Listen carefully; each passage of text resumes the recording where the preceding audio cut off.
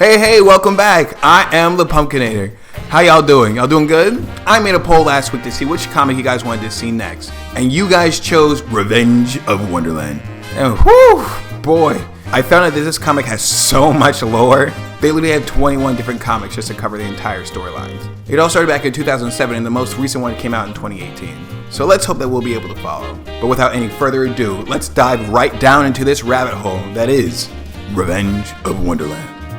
The issue starts outside of Butterfly Daycare, and we can hear a voiceover say, "Here we are again, you and I and you. In the proper sense, us, together again. It's been a while." We see a mother leaving the daycare with her child as we see a man approaching. The voiceover continues to say, "Have I told you how much I've missed you? I have. I've missed you quite a bit. But that's neither here nor there. You're not here for platitudes. You're not here for emotional tidbits. You're here for the story." The mom and the kid pass the man, and the kid says that guy's a bad dude. The mom's like, "Hey, little bro, that's whack. Why would you say something like that about someone you don't even know?" And the man walks further and says, "Why indeed?" As we see him yassifyly walk into the daycare. We then cut to him talking to the receptionist as she says, "How can I help you today, Mr. Is it Monarch?" "Yes, all things considered, I believe that name will serve as well as any other." She asks how she can help, and he says, "I find what you do here quite admirable. You're shaping young minds and how you prepare them for the world beyond these protective confines. Might I ask, do you have children of your own?" She says no, she can't have any of her own, so this is the next best thing. Then this weird dude says, "I can see how this might provide you a bit of comfort from your existential loneliness that your kind are oh so familiar with." She's like, "Oh, okay. So your kids?" And he's like, "Oh, I apologize. You misunderstood me.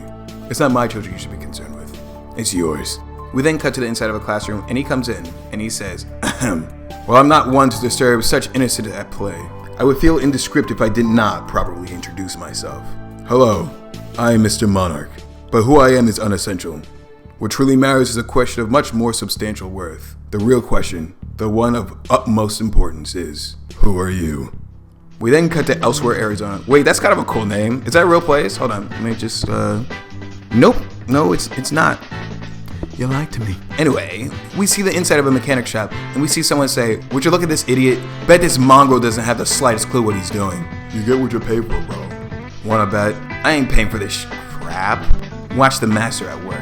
He goes over to the mechanic and says, "Hey buddy, you gonna have this crap done anytime soon?" "Hey idiot, I'm talking to you." "Sign." "What?" "I said sign." As he points to a sign that basically says he's not allowed to be there. The guy is like, "Oh, how precious. Look, Brian, the grease monkey can read. Think if I give him a cookie, we can teach him some tricks." We then see a lady see this, and she's like, "What the heck is this crap?" And the mechanic looks at the woman, and we see that the root guy's foot is underneath the tire of the car. She presses the button, and the car crushes his foot. Ooh. I get it. He's being rude, but golly, that's a little rough, don't you think? The man starts to freak out, rightfully so. And the lady's like, "What's all the hubbub, Puff?" The mechanic jacks the car up, and the guy's like, "My freaking foot, dude. Where's the manager?" And the lady says, "You're looking at her." He threatens to sue them, but she says, "I can fix your car or I can teach you how to read, but I can't do both." He's like, "What the heck are you talking about? My foot is flattened, brah." She's like, "Yeah, I see that. It's pretty messed up. But I gotta ask, hey Benny, you show him the sign?" "I show him the sign." "He showed you the sign. Video shows him showing you the sign." "Video?" "Ah, he didn't know about the video, Uncle Benny." "Maybe he not be..." "What? Uncle Benny, you good?" "Maybe he not be asshead if he know about video. Maybe foot not smashed like pancake." "Maybe we bill him double and not show the video of him harassing and potentially placing one of my employees in danger to the police, and he gets his ass the F on." As the jerks leave, Uncle Benny says, "Her boob is buzzing." "Okay, Uncle Benny, you know answer?" "I know answer." He tells her she should, but she's not gonna. And he tells her that she's gonna get him in real trouble one day. And she's like, "Who, me? Come on. Finish up here and let's go get some euros." "Yeah, I see euros. If you got a problem with that, come fight me. I already got a queue setting up. Jake Paul, when he turns 58, his ass is mine." Well, we're just taking this break real quick just to say, you should subscribe. Oh my God, thank you. That's so nice of you. You really just made my day. All right, back to the video. We then see that someone is watching him through what I'm assuming is the looking glass. She says, "So this is the child, the daughter of the one-time white queen? This is the one I've been hearing so much about? I was expecting more. But enough of the little pretender's whelp for now. Show me the other. Show me Callie." We then cut to who I'm assuming is Callie, and she is in a straitjacket. Oh, cool. She's crazy. She says, I know what it looks like, but it's not what you think. You have to believe me. I'm not crazy. Please, somebody's gotta help me. I shouldn't be here. Why won't any of you help me? You think this is a joke? Get me the frick out of here, yo. When I get out of this, why I oughta sign a bunch of books for you guys. Turns out she's actually doing an extremely dramatic lecture about mental illness. I mean, just listen to some of this stuff. As you can see, this is the normal reaction we as a society have towards the pleas of help from those suffering from mental illness. Like, damn, I know you're spitting facts right now, but it's a little too real. She talks about the differences of neurological chemical imbalances and a delusional mental state brought on by PTSD. She says, take my story for example. If I would say there is another dimension full of evil beings that intend to invade our world and warp our reality, you'd probably think I'm crazy. But if I put fiction on it, everything's chill. But we also live in a world where it's normal to close your eyes and pray to an invisible deity, and things like that are considered normal. But if you hear voices talking to you, then you're crazy. Which I must be for letting my assistant talk me into being strapped up like this. The crowd laughs as she thanks them all for coming out. She starts doing book signing. As the next person comes up, she'll ask if she'll make it out to Marie, her biggest fan. And she's like, yes, of course. Bro, if I make it big on YouTube and a fan's like, can we, skydive? I would say, yes, of course. Just like that every single time. Anyway, Marie says, Miss Lytle, I really am your biggest fan. I have all your books and I've been following your work for years. It would really mean the world to me if you could answer a really quick question. You said the Dreamland saga is a work of fiction, yet there's so much evidence of the contrary. Real reported evidence has been discovered that shows there might be truth to your stories. Not to mention the urban legends about what happened to your family, the murders, the carnival, the Lytle house, all the sightings of mirrors, and you want to know if it's just a pretty story. Yes, I promise I won't tell anyone. But Callie says, sorry kiddo, but it's all part of the show. A part of good marketing is blending fact and fiction. The truth is, most of the stuff you heard has very little merit. My real life is pretty uneventful. Dare I even say boring, which is how I like it. If I was like the characters in my stories, I'd probably go crazy, dude.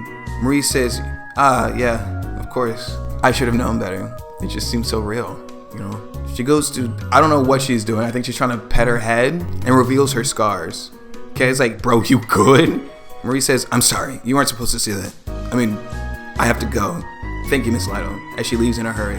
Bro, that's not how you meet a celebrity, dude. I met freaking Jaleel White, and I asked him about how it was like being Sonic and Steve Urkel. And my guy was like, bro, I really liked all your questions, but I'm really hungry, bro. It's like, oh, okay. And I thought he was gonna leave, but he was like, dog, where are you going? Let's go get some hot dogs. And my guy took me to the hot dog stand at the venue, and we just chopped it up, dog. It was so freaking fire. That's how you meet a celebrity. You don't bring up their dead family members. We then cut to Callie's condo, and we see her chilling on her couch, calling Violet. The voiceover says, I wanted to tell you that my story ended with a happily ever after. But that's not true. I want to tell you that we defeated Wonderland, and that everything worked out in the end. That we saved the world, but that would be a lie. That's what I do nowadays. Everything I say, everything I do, everything I am is a lie.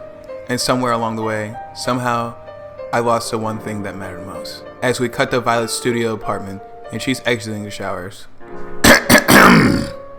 Be respectful, gentlemen. Avert your eyes. Violet sees Callie is calling her, and she says she should answer, but she won't. The voiceover continues to say, and once you lose the thing that matters the most, what else is left? How do you find a good reason to go on? How can I tell a story that will never come true?